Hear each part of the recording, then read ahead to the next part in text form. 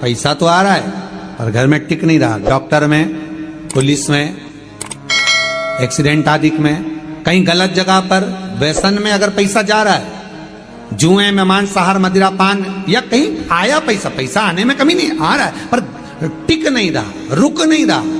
कोई मांगने आ गया, दे दिया, फिर वहां से अपने पास नहीं आ रहा, अपन कह रहे हैं भैया हमारा पैसा लौटा दो, नहीं आ रहा। तो महाराज शिव महापुराण की कथा कहती है एकादशी के दिन गंगा के जल में मात्र 7 बेलपत्री डालकर जो नंदीश्वर भगवान अर्थात जो शंकर जी के शिवलिंग के सामने नंदी होता है, उस नंदी के चरण पर गंगा का जल चढ़ाकर बेलपत्री शिव पर समर्पित कर देता है, उसके घर में रुपया रुकना चालू हो जाता है, फिर वो गलत जगह पर नहीं जाता, गलत स्थान पर वो धन जाएगा ही नहीं। तूने समझा?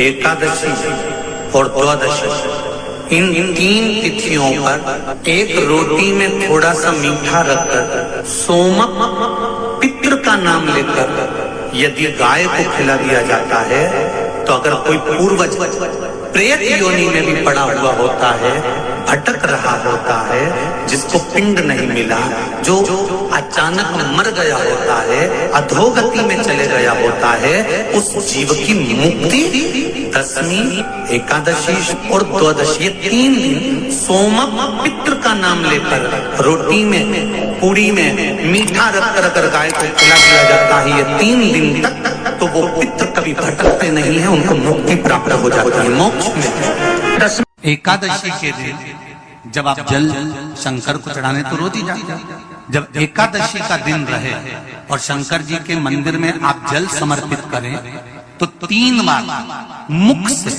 स्वधा स्वधा स्वधा या स्वधा स्तोत्र का पाठ, जिसमें 12 श्लोक की रात्रि के 12 बजे घी का दिया हथेली में रखकर दरवाजे के बाहर उस दिए को हथेली में रखकर चंद्र का दर्शन रात्रि के 12 बजे दिए की लो में चंद्र का दर्शन करते हैं, उससे ज्योत प्रबल होती है हमारे। या तो होगा वो नौमी की रात्रि 12 बजे या दशमी की रात्रि की 12 बजे चंद्र का दर्शन, दीप घी का हाथ में जलाकर नाम गोत्र अपना बोलकर नरसिंह भगवान का स्मरण कर कर ज्योति में चंद्र का स्मरण कर कर दर्शन किया जाता है। नेत्र कमजोर हो तो 3 या 4 दिन में ज्योतियों का क्रम बढ़ना प्रारंभ होता है। वैसे तो 15 दिन का लिखा है, पर शिव महापुराण कहती है 3-4 दिन का क्रम बहुत होता है, बढ़ता जाता है। केवल दशमी, चाहे उजाला की हो चाहे अंधेरे की, कौन से महादेव का नाम लेना है? श्रम्भेश्वर महादेव। तो जब कोई व्यक्ति चिड़चिड़ करता है, क्रोध करता है, गुस्सा करता है, तो महाराज शंकर भगवान का श्रम्भेश्वर महादेव का नाम लेकर 31 बेलपत्र, जिस व्यक्ति को क्रोध आता है उस व्यक्ति का स्मरण कर कर आखा चावल मतलब सेगे चावल के साथ 1-1 बेलपत्र 31 बेलपत्र कर कर शिव जी के शिवलिंग पर समर्पित करी जाती है, मात्र दशमी की तिथि के लिए। केवल दशमी, चाहे उजाला की हो चाहे अंधेरे की। कौन से महादेव का नाम लेना है? श्रम्भेश्वर महादेव, शिव जी का एक। छोटे छोटे बच्चे रहते हैं, कुछ बच्चों को माता जबरदस्ती के भोजन कराती है, खिलाती है, ठोकती, मारती, खिलाती है। कुछ बच्चे ऐसे रहते हैं वो कुछ खा ही नहीं पाते, मुख में दो और वॉमिटिंग कर देते हैं, उल्टी कर देते हैं। ऐसे बच्चों के लिए या जिस व्यक्ति को भोजन पचता नहीं और उदर में एसिडिटी रहती हो और जलन टाइप की होती हो, उसके लिए भी श्रम्भेश्वर महादेव का स्मरण है। सुंदर व्याख्यान वर्णन किया है। श्रम्भेश्वर महादेव के ठीक सामने अर्थात भगवान शंकर के किसी भी शिवलिंग के सामने एक तांबे के लोटे में जल रख लीजिए और जल के अंदर 3 बेलपत्र डाल दीजिए, 1 पीपल का पत्ता डाल दीजिए, शमी के 11 पत्ते कलश को छुआकर शंकर भगवान के शिवलिंग पर श्रम्भेश्वर महादेव के नाम से चढ़ा दीजिए। उस जल को उठाकर ले आइए, 1 रात्रि तक घर के अंदर रखना है। उस जल को श्रम्बेश्वर महादेव का नाम लेकर जिस व्यक्ति को एसिडिटी होती हो या उधर खराब रहता हो या भोजन नहीं पचता हो या पेट से जुड़ी हुई प्रॉब्लम हो या बच्चों को भोजन कराते हैं और वो वोमिटिंग कर देते हो, ऐसे बच्चे को या भोजन नहीं भा रहा हो ऐसे व्यक्ति को उस जल को सवेरे दोपहर शाम 3 बार श्रम्बेश्वर महादेव का नाम लेकर आचमन कराना प्रारंभ कर दो, पिलाना चालू कर दीजिए। 3 या 4 दिन पिलाओगे अपने आप। फिर निवेदन करूंगा, दुनिया में ऐसा कोई समस्या नहीं जिस समस्या का कोई निदान नहीं। हर समस्या का निदान है, पर निदान किसी दूसरे के पास नहीं, निदान केवल मेरे भोले नाथ के पास में है। आपको अगर किसी समस्या का सफल आनंद चाहिए तो शंकर की शरण में जाओ। आपको सीहोर आने की भी जरूरत नहीं है, आपको हमसे मिलने की जरूरत नहीं है, आपको पंडित प्रदीप मिश्रा के पास नहीं आना, आपको किसी बाबा जोगी के पास नहीं जाना, आपको किसी के बेल भभूति लेने नहीं जाना, आपको तो शिव के पास जाना। जो शंकर की वस्तु है उसको स्वीकार करो, बस शंकर की वस्तु को स्वीकारिए।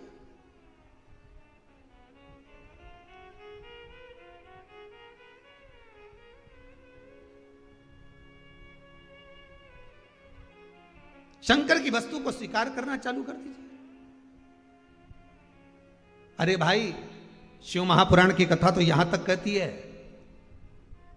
यहां तक वर्णन कर रही है, जिस व्यक्ति की नौकरी नहीं लगती, सर्विस नहीं लगती, हर जगह पर अप्लाई कर रहा है, बार बार इंटरव्यू देने जा रहा है, लगातार उसको अगर सफलता प्राप्ति नहीं हो रही है तो धतूरा ढूंढो। धतूरा कहीं बाजार में नहीं मिलेगा, किसी वृक्ष से धतूरा तोड़ लिया, कुछ मत चढ़ा, तू शंकर जी के मंदिर में जाकर तेरा नाम और गोत्र बोल और शिव जी को धतूरा चढ़ाना चालू कर दे और बाबा से विनती कर, धतूरा चढ़ाना चालू कर।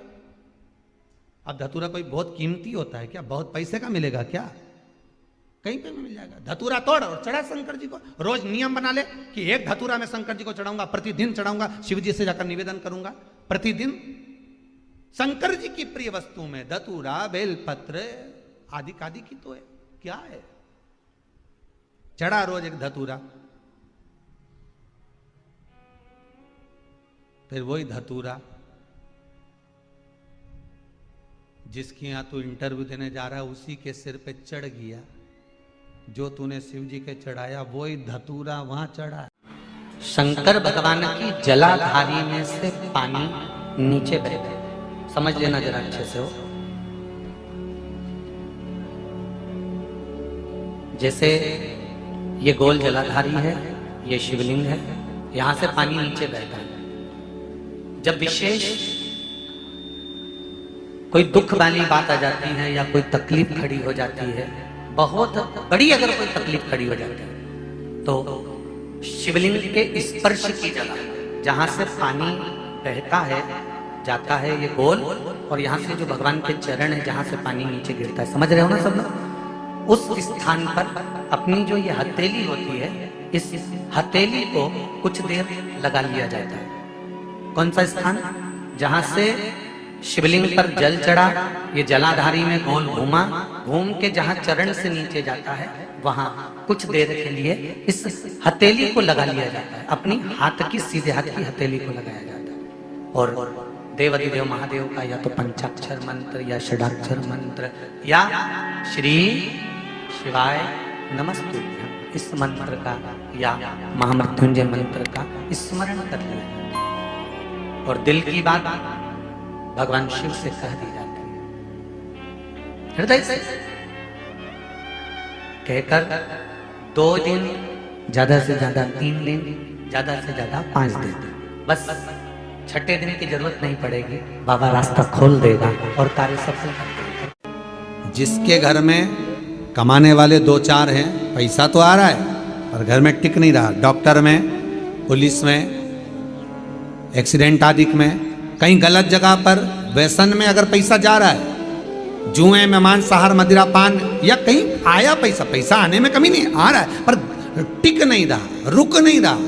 कोई मांगने आ गया, दे दिया, फिर वहां से अपने पास नहीं आ रहा, अपन कह रहे हैं भैया हमारा पैसा लौटा दो, नहीं आ रहा। तो महाराज शिव महापुराण की कथा कहती है, एकादशी के दिन गंगा के जल में मात्र 7 बेलपत्री डालकर जो नंदीश्वर भगवान अर्थात जो शंकर जी के शिवलिंग के सामने नंदी होता है, उस नंदी के चरण पर गंगा का जल चढ़ाकर बेलपत्री शिव पर समर्पित कर देता है, उसके घर में रुपया रुकना चालू हो जाता है, फिर वो गलत जगह पर नहीं जाता, गलत स्थान पर वो धन जाएगा ही नहीं। कोई आपका कोई एग्जाम आप देने के लिए बैठ रहे हैं, आप चाहते हो कि इस परीक्षा में मैं पास हो जाऊं और बहुत जरूरी है मेरा पास होना, मैं बहुत बार दे चुका हूं, बहुत बार दे चुकी हूं, तो प्रयास करना एग्जाम के पहले कोई सोमवार पड़े, त्रिपुरा सुंदरी माता का नाम लेकर उत्तर की ओर मुख कर कर गन्ने का रस, शुगर का रस, गन्ने का रस, एक का रस लेकर दोनों हाथों में कलश में भरकर नाम और गोत्र आपका बोलकर मन की कामना कर कर, जैसे कांवड़ शिव जी को चढ़ाते हैं दोनों हाथ से, उसी तरह वो गन्ने का रस से शंकर जी का अभिषेक त्रिपुरा सुंदरी के भाव से कर दीजिए महाराज। ऐसा कोई एग्जाम नहीं होगा जिसमें आप पास नहीं हो सकते, निकल ही जाओ, निकल ही जाओ। त्रिपुरा सुंदरी माता का स्मरण, मात्र स्मरण सुख का देगा। जिसका विवेक कमजोर हो, बुद्धि कमजोर हो, बांधाओं को हर लेता है, बांधा को हरता है। हम तो कई बार बच्चों से कहते हैं, अगर कोई बच्चा कंपटीशन एग्जाम में बैठ रहा है, इंटरव्यू दे रहा है या कोई एग्जाम में नहीं निकल रहा है, तो प्रयास करना बेलपत्री का जो बीच वाला पत्ता होता है, इस पत्ते पर शहद लगाकर हथेली में रखकर अंगूठे से इसको इस तरह से दबाकर शिवजी के कुंदकेश्वर महादेव का नाम लेकर अपनी मनोकामना कर कर शंकर भगवान का जो शिवलिंग है उस शिवलिंग पर इस बेलपत्री के पत्ते को चिपकाकर आ जा और एग्जाम देने जा, बाबा निपटेगा सब काम कर।